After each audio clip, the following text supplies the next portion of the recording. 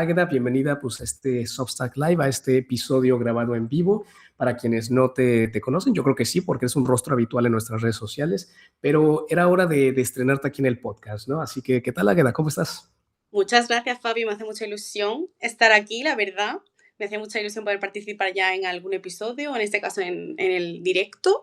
Y súper contenta porque voy a hablar de algo que tengo súper reciente, como es esto, y que creo que no se suele tratar tanto como en el caso del otro episodio que ya hicimos, que eran rutas profesionales más tradicionales. Creo que podemos aportar como una visión bastante interesante y bastante, yo creo, realista, ¿no? Porque al final yo creo que falta realismo en este mundo de las relaciones internacionales a nivel de cuando intentas conocer las realidades profesionales de las demás personas. Creo que podemos aportar algo Claro. interesante. No, total, Águeda. Y es verdad, creo que eres de los miembros del equipo que más recientemente se introdujeron al mercado laboral a este nivel y creo que tienes mucho más reciente, pues muchas de estas barreras que a lo mejor yo hace 3, 4 años que estaba en búsqueda activa de trabajo no tengo tan presente hoy en día, ¿no? Y también hemos hablado mucho, estudiado un poquito por dónde entrarle a esta conversación y también haciendo un poco de crítica constructiva a lo que vemos en redes, ¿no? Y hubo un video que subimos hace un mes, hace 2 meses, pues ¿qué decía, no? Estudiaste relaciones internacionales y ahora tu vida se ve así, ¿no? Y como Total. varias imágenes de banderas, de tal, no sé qué. Y sí, en parte es romantizar un poco lo que vive uno, pero no se muestra en redes toda la parte más complicada, ¿no? La competencia, todas las cartas de rechazo, ¿no? La parte más complicada. Y creo que mucha gente que habla de estos temas en redes, pues tampoco. Y hoy creo que vamos a hablar de eso, ¿no? Como es habitual en nuestro contenido, vamos a dividir la conversación en 3 bloques para que sea más sencillo ir identificando las temáticas. En el primero, la idea es un poco hablar de lo que significa no venir de un sitio correcto, no venir de una ciudad internacionalista donde están las mejores universidades, los contactos, las conferencias, ¿no?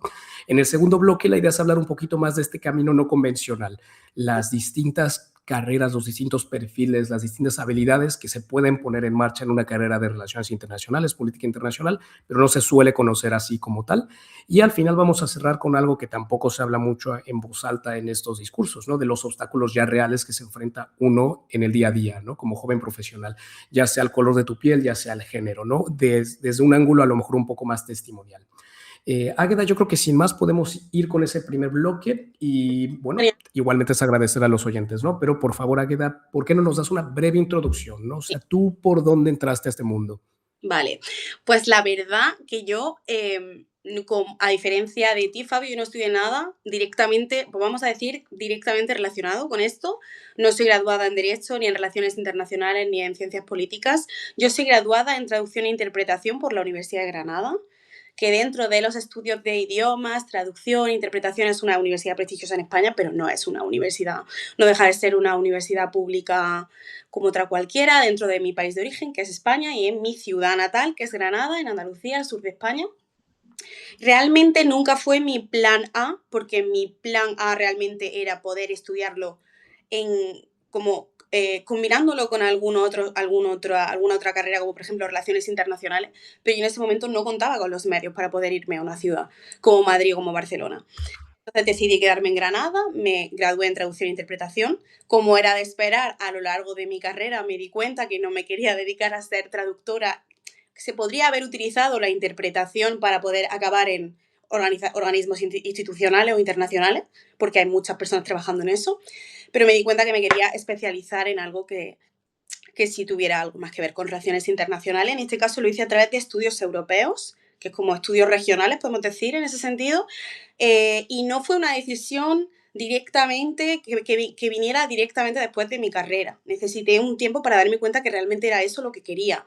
Y a raíz de ahí empecé a ver que ese camino o que esa trayectoria no era tan, digamos, no, tan curvilínea como yo pensaba. Sí tenía como mucho más sentido detrás de eso, porque estaba aprendiendo cosas tanto durante la carrera de traducción e interpretación como mi máster, al ser multidisciplinares, al estar centrado en diferentes tipos de habilidades, creo que gané muchísimas habilidades que ahora que he decidido que quiero formar parte de este mundo, puedo poner en práctica. Y que siempre se puede entrar, aunque sea a través de una puerta lateral, aunque sea a través de un puesto que sea más de apoyo, que sea más operativo, operacional, y no sea directamente ser diplomático, ser internacionalista, ser... exacto. Entonces Sí, además creo que es un perfil que es mayoritario frente al que tú, por ejemplo, puedas llegar a representar de una carrera de relaciones internacionales, aunque obviamente no, todo claro. varía mucho dependiendo del perfil de persona y de las Sí. inquietudes profesionales. Pero sí, y ahora mismo estoy en Bruselas trabajando como asistente de comunicación en una en este caso, la Red Europea de Instituciones Nacionales de Derechos Humanos. O sea, que es como una Claro. gran organización europea que engloba 51 organizaciones nacionales y somos la más importante Sí. a nivel europeo. Pues Así mira, Geda, yo creo que aquí rescato de esta primera intervención tuya un par de cositas que se me hicieron muy interesantes a desarrollar más. Una es habilidades. Creo que habilidades va a ser una de esas palabras clave tanto en el episodio anterior como el día de hoy. Y mira, yo creo que también uno que es joven profesional a la hora de entrar en cualquier trabajo, ya sea de nuestro rubro o no, te terminas a dar cuenta que el día a día de lo que es el curro, el trabajo, son cosas del día a día. completamente. Los emails, reportes, cosas que la verdad tus clases de estrategia geopolítica, esto tal, no te sirven. Te sirven las cosas del día a día, las habilidades de redacción, de saber cómo dar una conferencia, de apoyar a tu equipo. O sea, al final, uno como joven empieza desde abajo, a menos de que seas primo de alguien o tal, pero la gran mayoría de las gentes de nuestra edad que se mete inclusive en este mundo, empiezas de ahí, ¿no? Entonces, por lindo que es el camino que terminas llegando, si tienes suerte a estos puestos de toma de decisiones, uno empieza desde abajo y estas habilidades esenciales en lo que es una oficina, en lo que es el trabajo, es lo que creo que te empieza a ayudar a por lo menos consolidarte, ¿no? Si llegas a esos primeros pasos. Esa es la primera palabra que me vino mucho a la cabeza, Agueda.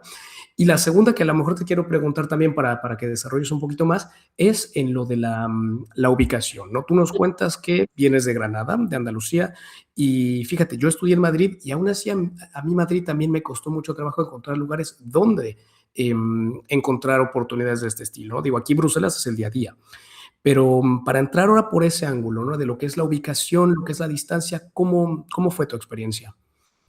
Estoy de acuerdo contigo, o sea, permíteme que rescate algo que acabas de decir, porque claro, yo me refiero a una ciudad grande en el contexto nacional de Madrid o Barcelona, pero es verdad que incluso a nivel regional europeo se puede ver incluso desventaja con respecto a otros países europeos, si has estudiado en España o si vienes o si intentas buscar un trabajo relacionado con esto en España, porque es dependiendo del lugar en el que estén enfocadas las diferentes instituciones. En mi caso, realmente yo pensaba que a nivel, digamos, nacional o a nivel profesional, lo máximo a lo que podía aspirar en ese momento, estamos hablando de cuando yo me encontraba estudiando la carrera, era una ciudad como Madrid o Barcelona, o sea, ni me planteaba trabajar en un sitio como Bruselas o como Ginebra o como París, o sea, era impensable para mí porque pensaba que había que estudiar una carrera como relaciones internacionales, que había que saber muchísimos idiomas desde el principio, que había que entrar a estas carreras con más habilidades de las que yo tenía en ese momento. Entonces también creo que me influyó la falta de información, o sea, más que la falta de Ujú. contactos, fue la falta de información. O sea, sentía como que hay mucha ausencia de información por parte, pero incluso por parte de las propias instituciones académicas, el camino preuniversitario, en el camino universitario. Luego la mayoría de las oportunidades y de cómo funcionaba realmente ese mundo empecé a saberlo a partir de medios como por ejemplo Warrior Diplomacy, otros tipos de medios digitales, podcasts, a través de mis compañeros del máster en estudios europeos, porque incluso antes de comenzar el máster yo tampoco tenía muy claro a qué me iba a querer dedicar especializándome en estudios europeos. Entonces creo que esa ausencia de información hace mucho daño porque como que limita las perspectivas y limita un poco tu apertura de mente. Por eso creo que es importante que cuando estás estudiando cualquier carrera, no solamente algo relacionado con relaciones internacionales, utilices los recursos que tienes a tu alcance, como por ejemplo los intercambios tipo Erasmus Plus, para poder investigar, no solamente para pasar un año de intercambio donde conozcas gente u otra cultura, sino como para poder experimentar otra cultura profesional o académica, ver que hay más salidas, que hay más tipos de trabajo, que hay otras habilidades, que hay gente que utiliza habilidades para otros tipos de puestos de trabajo. Porque, por ejemplo, yo que he realizado también varios intercambios académicos, en mi caso en Alemania, también me daba cuenta que, por ejemplo, comunicación era un grado en sí mismo, que por ejemplo en Andalucía yo no lo tenía o no existía como tal, que es a lo que me dedico ahora, y había muchas similitudes con mi propia carrera, Ujú. pero eso, no Claro. tenía muy clara cuál era la salida que tenía. Entonces creo que no solamente estudiar una carrera en concreto, sino moverte, experimentar, vivir si tienes la oportunidad, claramente, vivir en diferentes ciudades, Claro, leer, interactuar con personas que tienen las mismas inquietudes que tú, es súper, súper útil, porque al final eso compensa la distancia física muchísimo. La sí, autoformación, los voluntariados, los proyectos personales, obviamente los miles de recursos que hay en redes sociales ahora mismo, que son súper, súper útiles, no cayendo en esa romantización, digamos, que hemos dicho, intentando buscar creadores que realmente aporten sí, una visión desde dentro de verdad. Y creo que eso puede claro, hacer que se compense mucho la distancia física y al final se rompa la barrera o el mito de la ciudad grande, sí. digamos. Sí, y fíjate, Agueda, yo creo que aquí otra cosa que rescato de lo que dices es una palabra, una frase, dijiste, si tienes la oportunidad, ¿no? De poder permitirte también ciertos intercambios, ciertas clases a lo mejor más enfocadas a un idioma, que en Completa- verdad hay mucha gente que tampoco tiene acceso a estos recursos, ¿no? Sé que completamente. mucha de la gente que nos escucha pues también viene de países en América Latina, creo que en España igual el poder adquisitivo y también las oportunidades que la Unión Europea y el Estado da creo que son mucho mayores por lo que he investigado a lo que luego encuentras en otros países, ¿no? Entonces, es verdad que también no tener acceso a ciertos trainings, a ciertos desarrollos, limita también lo que uno puede hacer, pero ahí Completamente. dices dos cosas que también son muy, muy reales, ¿no? Al final, cuando uno se enfrenta a ese estilo de obstáculos, pues uno tiene que por sí mismo encontrar, sean becas, sea autoformación, didacta, hoy en día también con la tecnología creo que uno puede aprender muchísimo más de lo que antes, ¿no? Completamente.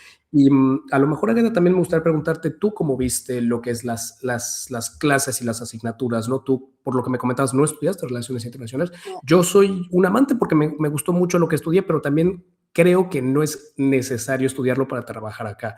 Creo perfectamente que te puedes enterar de cómo funciona el mundo y lo que está pasando con la literatura correcta o los podcasts correctos, pero en verdad si estudias algo como derecho, como comunicación, cosas con habilidades que te ayudan, la parte internacional también la puedes ir conociendo poco a poco, ¿no? completamente. Es que eso también es una barrera mental que podemos llegar a ponernos antes de entrar en este mundo, porque es que yo la tenía. O sea, yo ahora miro hacia atrás y yo la tenía. Pensaba que de verdad esas habilidades se conseguían solamente estudiando la carrera universitaria o el máster universitario concreto. Y es que hay muchísimas formas. Es que incluso tener inquietud por un tema a modo de hobby hace muchísimo. Hace muchísimo, muchísimo. Porque yo lo notaba al principio cuando yo me notaba en mi caso, máster de estudios europeos, rodeada de gente con la que constantemente me comparaba, que venía de perfiles de derecho, ciencias políticas, relaciones internacionales, el simple hecho de decir, oye, ¿cómo puedo empaparme de más información para intentar compensar esta falta que yo creía que tenía con respecto a mis compañeros, digamos? Y es que Claro. la inquietud, esos recursos, ese leer, comunicarte con gente, relacionarte con gente que tenga esa misma inquietud, incluso conversaciones con tus amigos relacionadas con los temas que te gustan, intentar enseñarles cosas que quizás no entiendan, no comprendan del mundo actual, hace muchísimo. Y yo no lo valoraba Sí, en ese momento, ahora sí lo valoro porque creo que es una habilidad y una competencia o una skill, digamos, que me ha ayudado mucho y que ahora estoy viendo que está dando sus frutos, pero claro, en su momento no lo valoras absolutamente nada. Y es eso, a veces no tenemos la puerta de entrada directa, pero tenemos una ventana. Entonces, pues también hay que usarlo. sí, sí. Y mira, Águeda, igual, simplemente para recordarle aquí a nuestros oyentes, veo a Jocelyn, le mando un abrazo, que siempre nos sigue, siempre está ahí, pero a los demás, a Nes, Pablo, Juan Miguel, quien quiera que esté aquí en la sala en vivo con nosotros a hacer cualquier pregunta que tenga, ¿no? Para también empezar a concluir este primer bloque y ir al segundo. Pero tenía ahí una idea interesante de mi experiencia universitaria, Águeda, y es que comparto completamente lo que dices. Yo, mira, tuve unos estudios yo diría regulares. En la Universidad Rey Juan Carlos, mi alma mater, la quiero mucho, pero es verdad que la mitad de mis asignaturas no aprendía nada más allá de un PowerPoint que el profesor repetía. Suele pasar Iba a las clases por mis colegas porque era con ellos, con lo que leíamos, con lo que hablábamos, con lo que discutíamos los modelos de Naciones Unidas, que de verdad como que me daba esas ganas, ese hambre de seguir aprendiendo, ¿no? Y seguir moviéndose. Pero en verdad, así que digas, si no vas a las clases correctas, estás sentenciado para nada. Hoy en día puedes aprender mucho más del mundo y de lo que ocurre en tu ordenador, en tus podcasts, en lo que lees, que lo que mucha gente aprende en clases, la verdad. completamente. Y aparte el modelo, yo considero que el modelo universitario, pero enfocado a cualquier tipo de carrera en España, en este mundo ciencias sociales, humanidades, vamos a decir que el que tengo más reciente, está muy mal enfocado muchas veces. Porque incluso una carrera que era relativamente práctica, como lo era para mí, traducción e interpretación, es que eran clases con lecciones magistrales, PowerPoints, al final eran esas pequeñas asignaturas que yo tenía en relación a los idiomas, que eran las culturas, los sistemas geopolíticos de los países, de las lenguas en las que yo me había especializado, la traducción de documentos que hablaban sobre geopolítica, sobre instituciones internacionales, lo que realmente despertaba mi curiosidad y me hacía seguir estudiando, seguir informándome por mi cuenta. Pero sí, porque es un cambio, digamos, más estructural, que es difícil que se dé si no hay cierto ritmo. Exacto. Sí. Exacto. Pues, Águeda, yo creo que con eso podemos concluir este primer bloque donde hablamos de esas barreras, a lo mejor limitantes más generales y nuestras experiencias en cómo llegamos a donde estamos. Ahora podemos pasar al segundo bloque, ¿no? Y hablar de los caminos, ¿no? Los caminos no tan convencionales. Si son un obstáculo, una ventaja y, bueno, cómo lo hemos vivido también, ¿no? Y en verdad creo que hay mucha gente, como lo estamos platicando, que no estudia el camino perfecto, no hace el máster prestigioso, ¿no? O esas primeras prácticas en la institución correcta, ¿no? En verdad es una minoría, yo te diría, de los perfiles que voy viendo, por lo menos con los que yo trabajo, que hicieron ese camino ideal. Como tú lo decías, a veces las puertas están cerradas y uno tiene que ir viendo por dónde encontrar una ventana o hacer tú mismo esa ventana y tratar tú ahí horizontalmente irte moviendo a donde tú quieres, ¿no? Ahora yo contaré igual cómo lo viví yo, pero creo que hay muchas veces que terminar trabajando en sectores internacionales, política internacional, todos estos temas, no es por esa vía directa, ¿no? Inclusive yo creo que como diplomático, bueno, si apruebas las oposiciones y tal, empiezas con trabajos muy administrativos y vas poco a poco construyendo ese perfil, ¿no? Águeda, tanto tú como yo tenemos perfiles, creo que de comunicación estratégica, política. ¿Cómo lo ves? ¿Cómo has visto tú esta manera de irte metiendo poco a poco? Pues la verdad es que yo al principio ni siquiera tenía muy claro cuál era el concepto que se hacía, o sea, qué hacía un perfil de comunicación, ya sea digital, institucional, estratégica, política, porque todos tienen como skills bastante parecidas, pero en diferentes, dependiendo de si trabajas para una institución, si te centras más en comunicación interna dentro de los propios procesos de tu institución, comunicación externa, política, ayudando a algún, etcétera.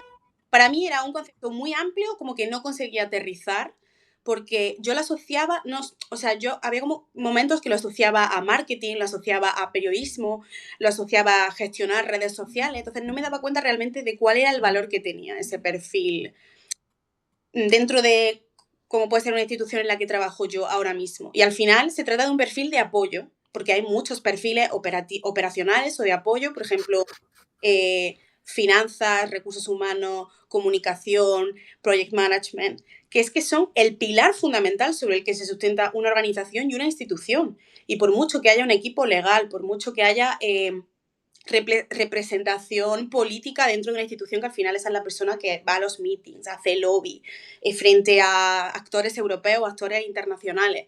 Al final, el día a día de las operaciones y lo que sustenta la base del funcionamiento y de la financiación y de la existencia de esa institución son los perfiles de apoyo. Y son los de apoyo porque se les dice de apoyo, pero realmente son básicos, es que son completamente... Claro, eso tiene ventajas en el sentido de que suelen incluir a muchos tipos de habilidades, o sea, es un perfil mucho más flexible, que te permite hacer muchos más diferentes tipos de tareas, que por ejemplo un perfil que sea más legal te permite relacionarte con los diferentes departamentos de tu organización, lo cual también está muy bien desde el punto de vista social.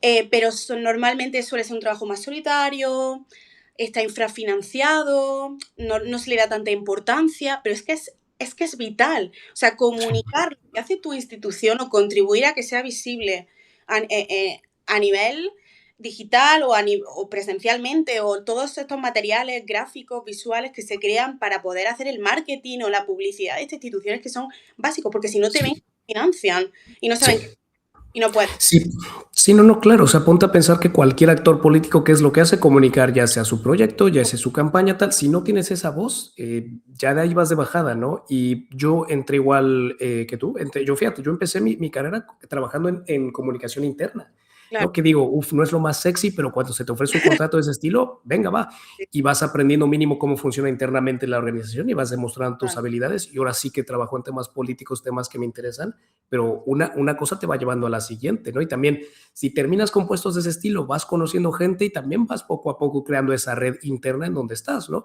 Y a lo mejor no estás en la institución que quieres, pero conocer a estas personas y que sepan lo que vales te ayudan a cuando apliques a otros lados, ¿no? Y creo que eso es clave. rápidamente le contesto a Pablo que nos pregunta si creemos que los idiomas, formarse en ciertos idiomas, hay unos que son más prácticos que en otros. Creo que depende mucho. Bueno, claramente aquí, Pablo, tú también dices que el inglés es claro, y si el inglés es, ni siquiera yo te voy a decir es una habilidad, el inglés es una base, por lo No, menos no. en este mundo. Si no tienes inglés, es que de verdad es muy complicado entrarle, pero ya depende qué quieres hacer, ¿no? Por lo menos aquí en Bruselas yo creo que o te especializas en el francés o en el alemán, pero yo creo que por lo menos en el ámbito europeo, el siguiente idioma después de tener el inglés es el francés, y ya ahí depende un poquito qué quieres hacer, ¿no? Yo que trabajo en temas, también, bueno, trabajo, no, me gustaría trabajar directamente con temas de América Latina, pero estoy pensando en meterme a clases de portugués en septiembre, porque al final Brasil y la relevancia que tiene en América Latina y en el mundo es fuerte, pero depende, ¿no? Si igual te interesa mucho, pues yo que sé, la zona de Medio Oriente, hay obviamente tener un árabe general. Sé que hay distintos dialectos, distintos acentos, distintos, pero depende en qué te quieras especializar, ¿no? Vale. Tú, Águeda, ¿cómo lo ves? Tú estudiaste varios idiomas, así que... Sí, yo, claro, al hacer traducción e interpretación tenía que especializarme en una lengua B, que en mi caso era el inglés, porque realmente hay que tener un nivel muy alto para entrar desde el principio, y yo de francés no lo tenía en ese momento, y de lengua, eso fue una decisión que sí que es verdad que no es que me arrepienta, pero creo que lo podría haber hecho mejor, y es que yo en ese momento llevaba ya 7 años estudiando francés, y como que en algún momento me harté del francés y dije, quiero probar el alemán. Obviamente no me arrepiento porque gracias a eso tengo 8 años de alemán a mis espaldas, pero tenía que haber retomado el francés mucho antes porque es como tú dices, aquí el francés está muy, muy, muy, muy valorado. Entonces realmente no dejarlo, no apartarlo, si sabes que te vas a querer dedicar a algo relacionado con esto, yo es que casi, más que solo el inglés, yo diría que inglés y francés. Es mejor llevar, cuanto antes empieces con esos dos idiomas, mejor.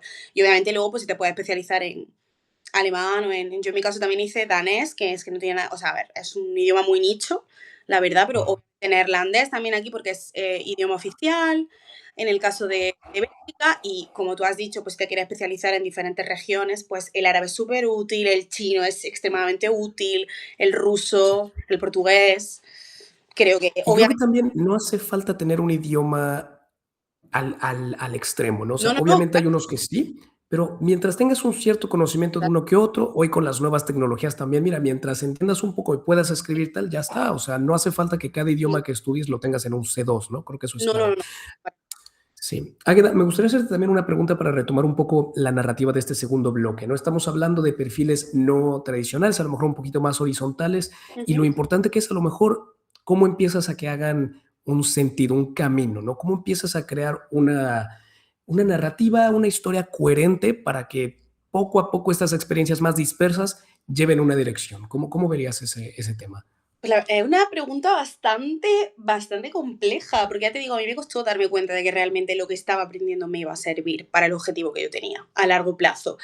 Pero es que al final, claro, en mi caso, al haber estudiado idiomas y luego especializarme en un máster que tenía una gran parte de comunicación política también, es que yo había ido poco a poco apilando conocimientos y habilidades que estaban muy relacionadas aunque yo no me diera cuenta. Y que ahora mismo cuando ya me pongo en un departamento de comunicación, porque además yo llevo tanto interna como externa, y veo cuáles son las tareas del día a día, como tú has dicho anteriormente, es que me recuerda mucho a lo que estaba haciendo en la carrera, a lo que me explicaban en clase durante el máster. Entonces, eh, realmente es darte cuenta de que existen, de que esas habilidades horizontales o soft transferable skills existen, tener el conocimiento de que estas herramientas son importantes, de que existen, darte cuenta de que se te da bien, de que puedes aportar y a partir de ahí ver dónde encajarías más dentro del mundo. Que es un ejercicio muy complicado porque tienes que conocerte mucho a ti mismo, tienes que practicar mucho el cómo te presentas, cómo te vendes delante de un entrevistador, delante de un reclutador, pero al final intentar buscar como el punto en común que tiene toda tu trayectoria, que obviamente que se te da bien y también que quieres aprender, porque no, tiene por qué, o sea, no tienes por qué especializarte en algo que se te dé perfecto y no aprender nada más, porque siempre estamos en constante aprendizaje y crecimiento, y por ahí intentarlo, realmente. Pues yo recuerdo que al principio cuando empecé a aplicar a los primeros puestos en este mundo de la EU Bubble, la burbuja de las instituciones y organizaciones relacionadas con la Unión Europea, en Bélgica, en Bruselas, aplicar al mismo tiempo a legal, a policy, a communications, a operations. y realmente no tenía sentido, porque no estaba analizando cuáles eran las habilidades, esas habilidades transversales que realmente eran mi fuerte. O sea, no puedes pretender meterte en un equipo legal cuando lo máximo legal que has dado quizá son 3 asignaturas en el máster en el que estás especializado. Entonces, como, ¿qué te gusta y en qué se te da bien y qué patrón sigue tu educación y tu experiencia, ¿no? Y creo que eso me ayudó mucho, me costó mucho darme cuenta, pero me ayudó mucho. Y es un ejercicio de aplicar, que te rechacen, aplicar, que te rechacen, aplicar, que te rechacen. Y poco a Sí. poco te vas dando cuenta de dónde puedes No, y elegir. es cierto que también viniendo de relaciones internacionales, ¿no? La gente que estudia cosas más abiertas cuando va empezando, tampoco tienes muy claro ese camino, ¿no? Y Completamente. también las experiencias que vas, las que se te van dando al primero, también te van un poco, no te quiero decir condicionando, pero te empiezan a llevar a cierta dirección. Ahora, también yo creo que uno crea el foco que uno quiere, ¿no? A lo mejor sí te metes en algo que no es 100% a donde te quieres dirigir, pero ya vas tratando de, a raíz de ahí, lo que decías de estas habilidades transversales, y pues tú mismo ir creando, haciendo pues también tu network, o sea, mover adelante tus cosas para que no te distancies de donde te quieres ir, ¿no? Yo al Exacto. final, Águeda, por más que estoy contento aquí en Europa, mi trayectoria no creo tampoco que es europeísta aquí en Bruselas toda la vida, ¿no? Entonces también Claro. yo trato de con proyectos, con cosas, conectar con cómo no perder un poco también el camino final, ¿no? Sí. Y también creo que hay una pregunta que uno se tiene que hacer, ¿no? Que lo comentamos una y otra vez, tú lo dijiste bastante, ¿qué quieres hacer, no? ¿Qué quieres hacer? ¿Cómo quieres que se vea tu día a día, no? Y no Total. solamente del tema, sino del tipo de rol que quieres tener. ¿Te gusta la gente? ¿Eres tienes madera de liderazgo y te gusta coordinar? Que también tiene su tema. Pues a lo mejor hay puestos un poco más estratégicos, más de coordinar equipos, de project management. El project management es algo que se ve casi nada en nuestra carrera, ¿no? Y es súper interesante, súper útil. Hay perfiles más técnicos, de temas más de ciencia de datos, económicos, de análisis, que a lo mejor para perfiles de gente un poquito no tan abierta, no tan como nosotros, no tan social flower, también es válido. O no sé, o sea, ¿qué cosas ves relevantes en unos años, ¿no? Porque también está la pregunta, Águeda dice, si te especializas en un tema o en un país o en una región, y también hay yo creo que uno se tiene que hacer la pregunta crítica de para dónde va la trayectoria del mundo, lo que más me apasiona va a seguir siendo relevante en unos años, Eso es verdad. y si no, ¿qué cosas van a ser relevantes en unos años, no? Y aquí creo que todo mundo, o sea, habilidades transversales, todo lo que tiene que ver con tecnología, con inteligencia artificial, con la Completamente. utilización de las nuevas herramientas, ¡pum!, clave. Y última cosa para terminar mi intervención, Águeda, y a ver cómo lo ves tú, es encontrar los cruces, encontrar los nichos. Ok, comunicaciones políticas, ¿no? Como que vas Ujú. trazando líneas y vas tratando de encontrar cosas más concretas que van tocando, ¿no? Entonces, tratar de igual ver cómo tu perfil va mezclando cosas que a lo mejor, uy, en un futuro ves una vacante que combina 3 de tus líneas, ¿no? Entonces, uno no tiene por qué casarse con solo una idea, sino Completamente. es cómo esa idea, esa línea puede trazarse con otras, ¿no? Y así vas construyendo tu perfil. Así lo veo. No, no, no, es que estoy completamente de acuerdo. Estoy completamente de acuerdo porque además yo ahora mismo que me encuentro en uno de esos nichos temáticos en peligro, digamos, a donde estoy trabajando ahora mismo, que son los derechos humanos, es que lo veo mucho. Como no os centréis solamente en el conocimiento técnico, las habilidades son importantes porque imaginaros que deja de haber financiación en este sector de aquí a 5 años y tenéis que cambiar y tenéis que especializar en algo, obviamente relacionado con vuestras soft skills y con vuestra educación, pero que quizás no es la protección de los derechos humanos en Europa. Pues cada vez es un tema que se está dejando más de lado desde el punto de vista europeo e internacional. Que quizá cambie, por supuesto, porque está en constante cambio el mundo, pero creo que es algo que también hay que plantearse diariamente. Sí, sí. Y también la gente que termina trabajando en temas políticos, pues oye, una elección te deja sin trabajo, ¿no? Entonces también hay que Completamente. ser consciente que depende de la naturaleza del campo en el que te muevas, las cosas pueden cambiar drásticamente. Yo tengo una amiga mía que trabaja en el Parlamento en temas de legislación digital. Cambia un poquito la tendencia, cambia la dirección política en Estados Unidos y empieza a haber presión para quitar toda la regulación que llevan metiendo. Completamente. Entonces, luego pasan estas cosas y uno como profesional se queda en crisis, ¿no? Le he dedicado tanto tiempo a algo tan preciso y el mundo cambia, ¿no? Entonces es Completamente. importante también tener vías alternas en otras cosas que no son tan especializadas, ¿no? Porque el Completamente. panorama puede cambiar mucho. Águeda, no sé si tienes una cosita más que añadir en este bloque. Igual vuelvo a abrir el foro. Si hay alguien aquí que quisiera hacer una pregunta más en específico, le damos un poquito de tiempo para que escriba aquí en el chat. Encantados de hablar de lo que sea, de verdad. Pero estoy tratando de pensar en otra pregunta, Águeda, otra cosa así. Mira, veo aquí uno en nuestros talking points interesantes. El coste emocional de sentir que vas un poco detrás, ¿no? Yo aquí, antes de darte el micrófono, mira, yo lo noto mucho porque cuando trabajas en comunicación política, colegas míos que tengo en el mundo que trabajan en policy, es un poco ese feeling de, trabajas en comunicación, no en política. Y se siente un poco esa distinción. Al final, después de ya años trabajando, yo digo, hermano, o sea, es más importante al final lo que tu votante ve que lo que la legislación dice. Al final todo termina siendo cómo la gente lo experimenta, cómo el mensaje se termina captando. Entonces, no es que algo sea más importante que el otro. Obviamente que la regulación, la legislación, lo que tal, es lo que termina siendo legal, pero ese filtro, ¿no? Que es nuestro mundo, el de la comunicación, es igual de importante. ¿Tú cómo has notado, Águeda, ese sentimiento? Sí, yo aún, o sea, incluso a día de hoy, con la importancia de las redes sociales y lo que está empezando a valorar la gente en la comunicación, sobre todo política, porque creo que se está empezando a ver mucho en perfiles como, por ejemplo, Zoran Mamdani en Nueva York, no sé, eurodiputados que son famosos en redes sociales, políticos populares de cualquier partido, o sea, realmente no sería ninguno en concreto porque hay muchos diferentes ejemplos. Aún así, se te siente, o sea, en una organización como la mía, puedo sentir que a veces es como que no se te tiene tan en cuenta o no se te da tanta importancia. Pues como siempre vas a ser la que va a estar al servicio de lo que diga el equipo importante. Y parece que no, pero se nota, o sea, se nota mucho. Está relacionado también un poco con lo que dije antes de que puedes verlo en cómo se financian los diferentes equipos dentro de una organización. O sea, es muy evidente. Y no solamente el coste emocional de compararte, es ese, digamos, coste psicológico de pensar que tu punto de vista o que tu trabajo no está tan valorado. Y que a lo mejor no puedes llegar a lo que tus compañeros han llegado o lo que tus amigos han conseguido anteriormente. Entonces, pues sí, la verdad es como un proceso constante de intentar no compararte, pero te comparas, pero tienes que intentar no compararte todo el rato. Claro, O sea que en ese claro. sentido, muchísimo.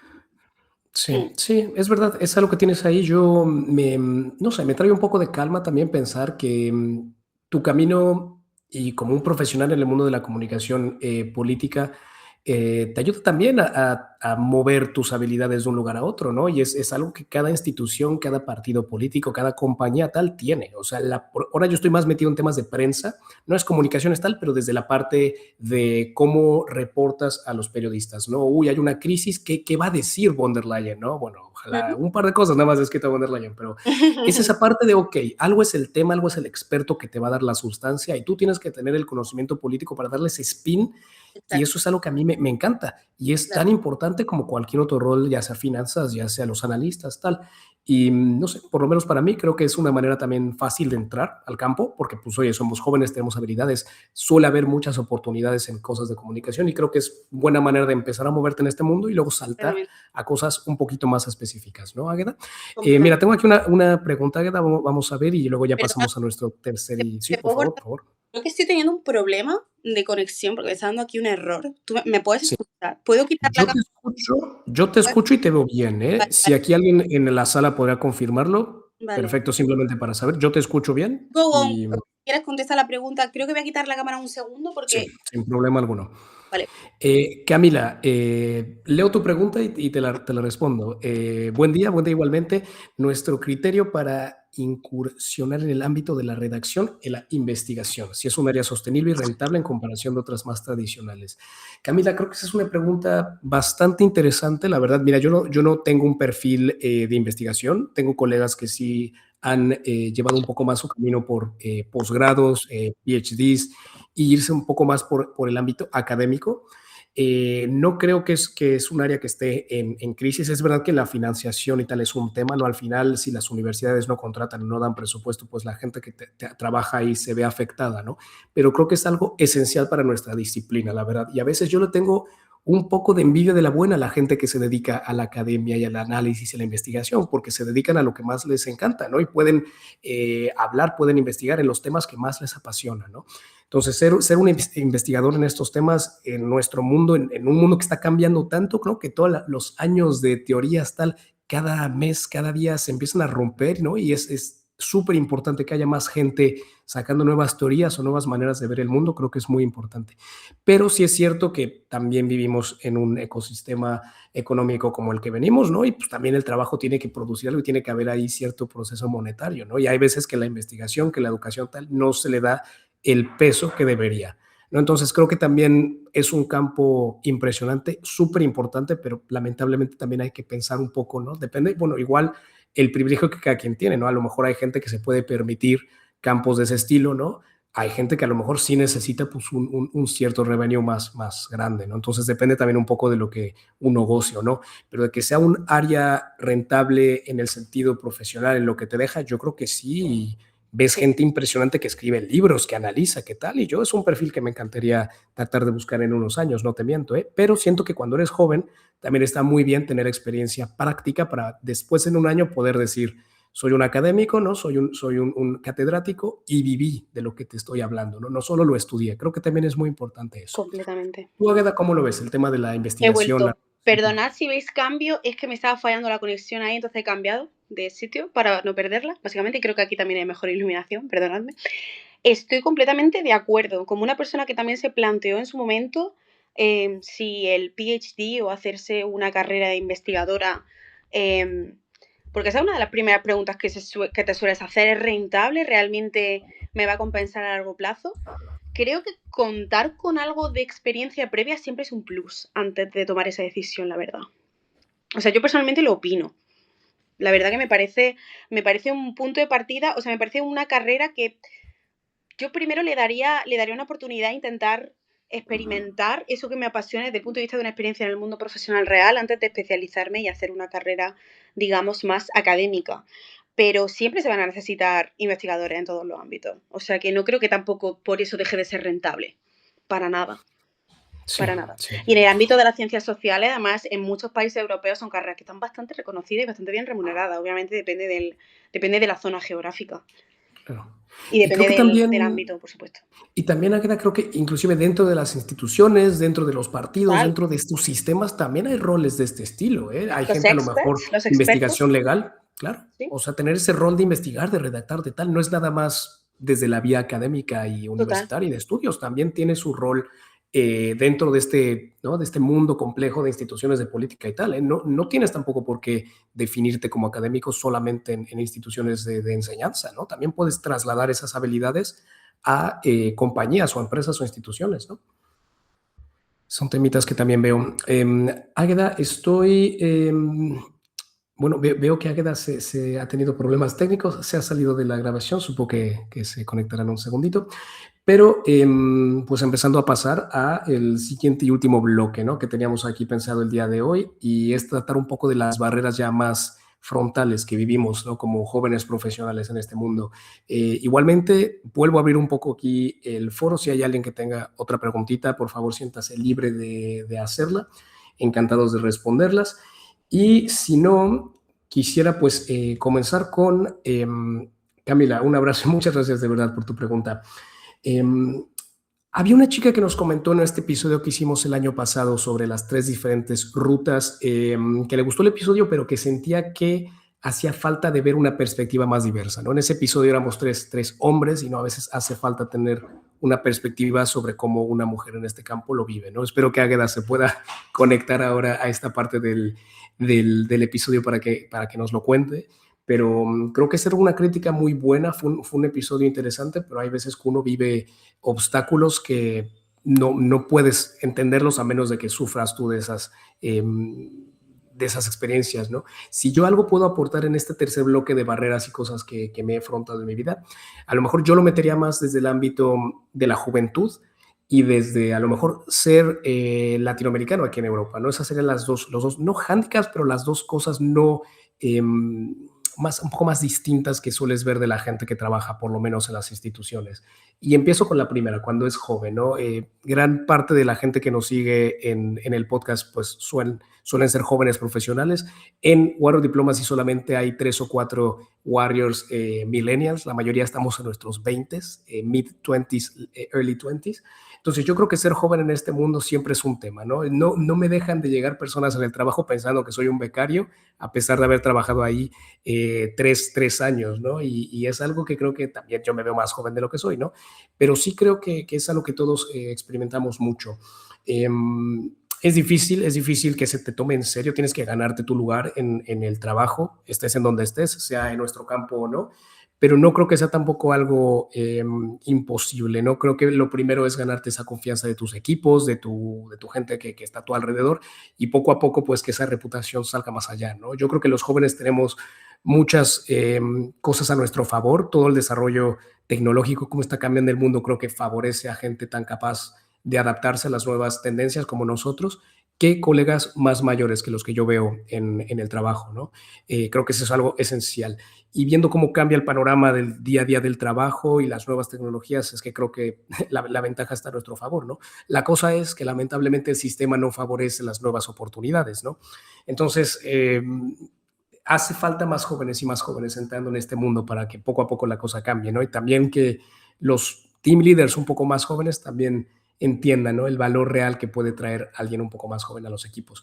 Y lo segundo que yo diría es el tema de trabajar y vivir en un ecosistema tan europeo, ¿no? Como es Bruselas, y venir de un país latinoamericano, la verdad. Digo, uno cuenta con, yo cuento con ese privilegio de poder tener una nacionalidad europea y estar donde estoy. Si no la tuviera, estoy 100% seguro que no estudiaría, no hubiera podido trabajar acá.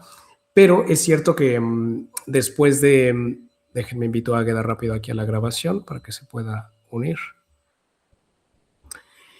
Pero es verdad que después de unos años viviendo en este tema te cuestionas un poco, ¿no? O sea, más allá de tener un pasaporte o no, cómo uno, siendo foráneo, entre comillas, experimenta eso. Y yo creo que hay mucho latinoamericano que se va a estudiar a Estados Unidos, que es creo que un ecosistema un poco menos receptivo a esas críticas, ¿no? Y yo creo que igual con mi tema sobre la edad, creo que uno tiene que ganarse ese puesto y pues darle a entender al resto de tu trabajo que este mundo no es solamente para ciertos lugares, ¿no? Yo honestamente creo que o sea, sí las fronteras y las nacionalidades son limitantes, pero al final uno se puede ganar su lugar en la institución que esté, ¿no? Y por lo menos el modelo europeo para mí va más allá de las fronteras o las banderas, creo que son valores y creo que alguien de cualquier parte del mundo puede perfectamente, si pasa los procesos y se gana su lugar, representarlo, ¿no? Creo que el Mundial fue un claro ejemplo de la diversidad cultural y étnica que los distintos países del mundo están pasando y creo que las instituciones internacionales son otro caso, ¿no? Digo, obviamente estamos hablando de un club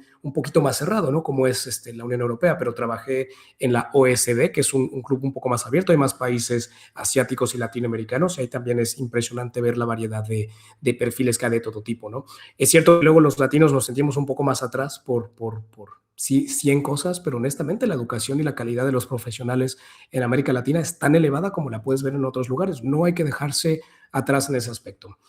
Águeda, veo que ya pudiste reconectarte. Te hago aquí Sí, esta pregunta directa. Hablando de este último bloque de barreras y obstáculos, estaba mencionando de una seguidora del podcast que en el último episodio de esto de tips de carreras nos preguntaba que eso, ¿no? Que fue un interesante episodio, pero le falta una perspectiva femenina de cómo total, entras a un mundo, ¿no? Que está tradicionalmente dominada por hombres de 60, 50 años blancos, ¿no? Así que, ¿tú cómo total. has vivido ese ángulo?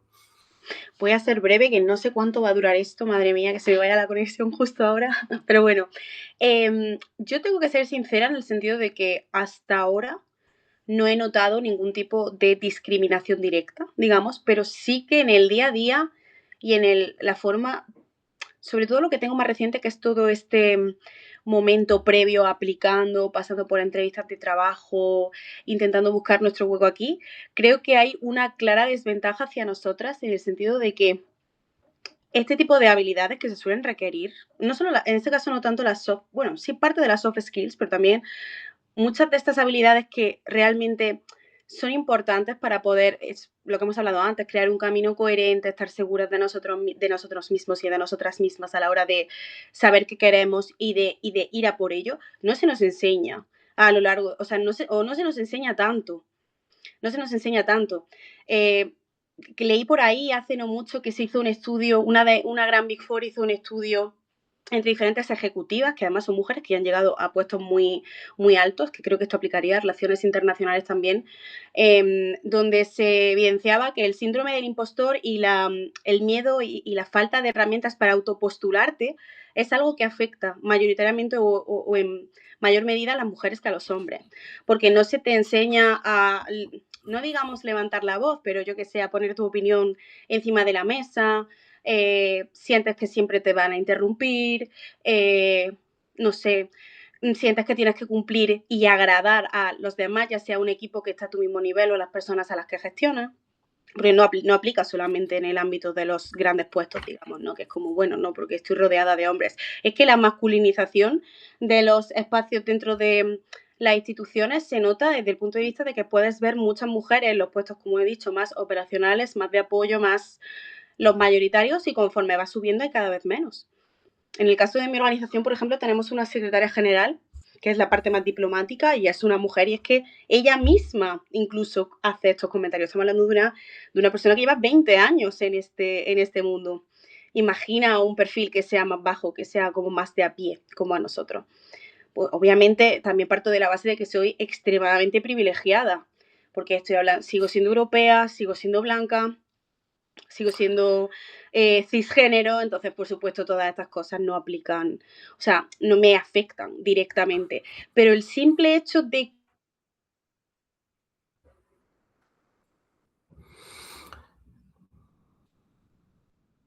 Sí, creo que a Águeda se le ha vuelto a ir la conexión, pero creo que iba por un excelente camino de argumento y sí es verdad. Yo creo que al final tanto las instituciones con las que vivimos aquí nosotros en Bruselas o cualquier otra institución de este estilo terminan reflejando un poco pues las ventajas y los privilegios que ciertos sectores tienen, ¿no? Y creo que así como es importante democratizarlas, es importante que los jóvenes profesionales luchemos para que estén mejor representadas todos tipos de pueblos, de sectores de la población y que las instituciones de este calibre de verdad representen las perspectivas que tiene el mundo, ¿no? Creo que vivimos en una época donde lamentablemente el capital privado, los grandes, las grandes acumulaciones de poder en pocas manos va en mayoría. Creo que la última gran noticia de este tema es lo que vemos con la FIFA, ¿no? Y que se venda a inversionistas privados, ¿no? Entonces,